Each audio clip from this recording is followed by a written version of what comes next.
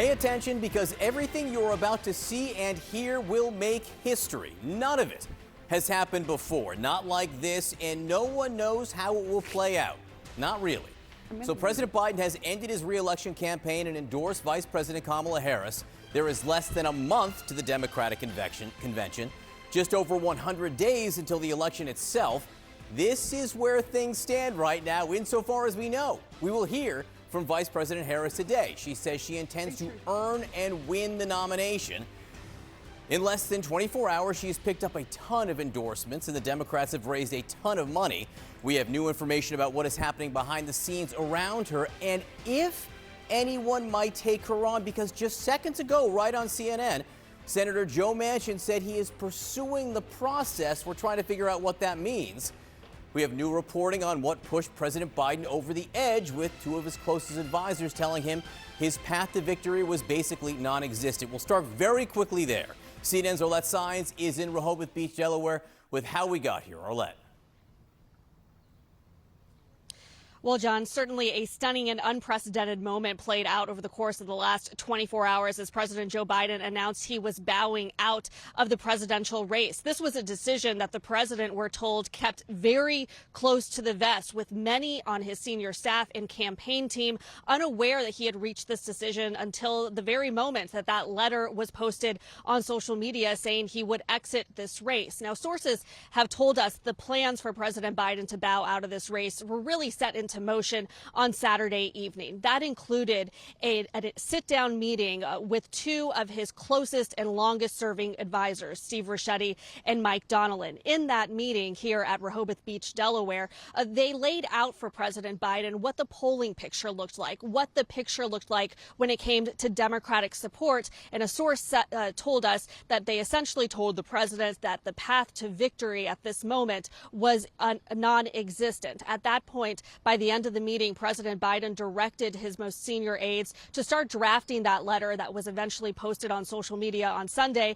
and start to get the rollout together for this announcement plan. Now, within 30 minutes of President Biden saying that he was bowing out of the race, he threw his support for Vice President Kamala Harris to become the Democratic nominee. And that really changed the course of this election even more, as Harris very quickly herself said that she does intend to seek the nomination and plans on trying to earn and win that nomination before the Democratic convention in August. Now, the vice president herself has spent much of the day yesterday fielding phone calls. We're told she spent about 10 hours on the phone reaching out to various Democratic leaders, state party officials, groups to try to earn their support heading into this Democratic convention. Now, we're also told that the campaign apparatus in many ways has already started shifting towards Vice President Harris.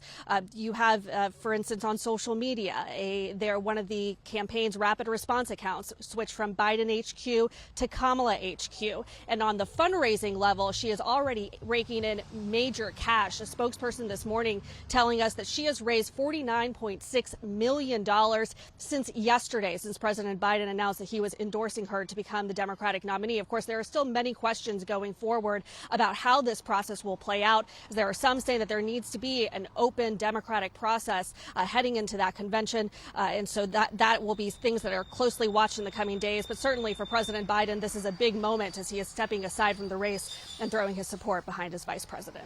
Donald Trump, fresh off receiving the Republican nomination, already taking to social media about his new opponent, saying this, quote, "We're forced to spend time and money fighting crooked Joe Biden. He polls badly after having a terrible debate and quits the race. Now we have to start all over again." All right, joining us this morning to discuss are Jackie Kucinich, Washington Bureau Chief for the Boston Globe, Reese Gorman, politics reporter at Notice, and Shelby Talcott, politics reporter at Semaphore. Welcome to all of you. Thank you so much for being here this morning. Jackie Kucinich, there was a lot of history that happened over the course of the last 24 days. Oh my gosh, what a year even this week has been. I know, it's really quite something. You've covered this town for a long time.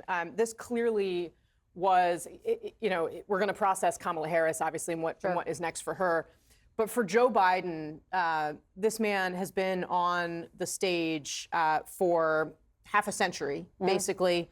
And he clearly had a really hard time coming to this decision. It took longer than some Democrats, I think, would have liked to.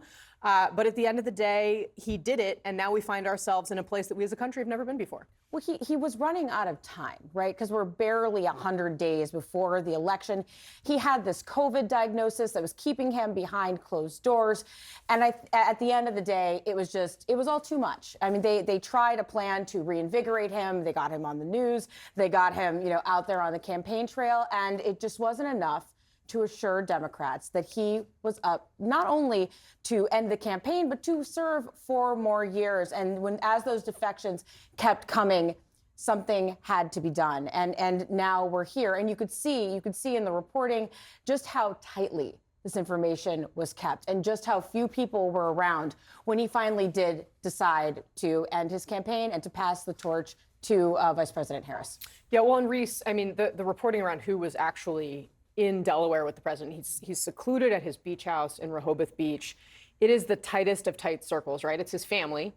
Then it's Mike Donilon, Steve Ricchetti, 2 advisors that have been with him for decades. It's Anthony Bernal and Annie Tomasini. Anthony Bernal very close to the First Lady.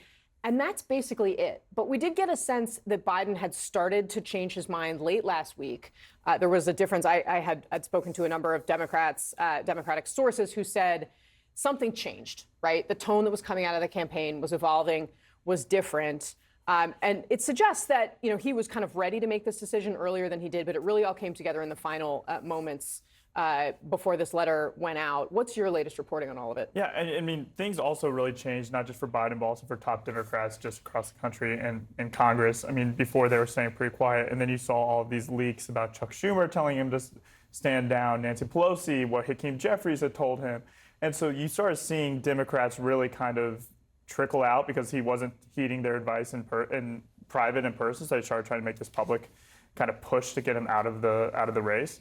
And yeah, I mean, Biden has always been somebody that has kind of always had a few handful of advisors, trusted advisors that he's talked to. He's not like our past president, Trump, who spoke to everybody and always just kind of leaks always kind of happen. So he's always kind of been the secluded guy.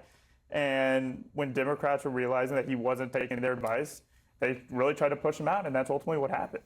Shelby Talcott, talk to me a little bit about how Republicans are going to receive this, how the Trump team is taking this in. There seem to be a couple things. I mean, first of all, we have this tweet from Mike Johnson, the Speaker of the House, kind of leading a charge that you're also going to see from other Republicans. If Joe Biden's not fit to run for president, he's not fit to serve as president, he must resign the office immediately. November 5th cannot arrive soon enough.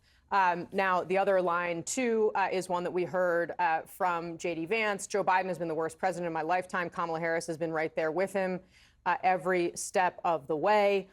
He talks about the policy failures, but he also says this. She lied for nearly 4 years about Biden's mental capacity, saddling the nation with a president who can't do the job. And I was talking to some pollsters and other sources who say that line of attack against Harris is potentially very potent with voters in swing states. Yeah, and that's what you're already seeing from the Trump campaign. That's been their focus, which is really notable. It has been less on the policies so far, which I do anticipate they're going to get into. They're going to talk about how she was tapped to fix immigration, and she didn't do that. They're going to talk about some of her policies from her past. But right now, it's all about tying her to Joe Biden, tying her not only to his policies, but to all of this drama and saying she knew what was happening. She is just as culpable and as he is and as the rest of the White House is. And so that's what you're seeing in the immediate aftermath coming out from Donald Trump's campaign and from also top Republicans.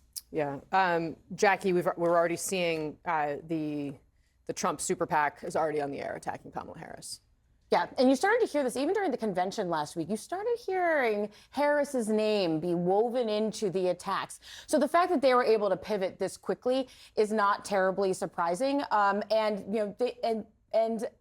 on the other side, we know that Harris was able to raise quite a bit of money last night in those hours following this announcement. Yeah, for sure. No, it was pretty interesting to kind of hear her. Look, I had a Republican email me 10 minutes or 15 minutes into the debate saying, well, the Trump campaign's biggest mistake is that they allowed this debate to happen early enough for them to replace Joe Biden on the ticket. I guess we made it here.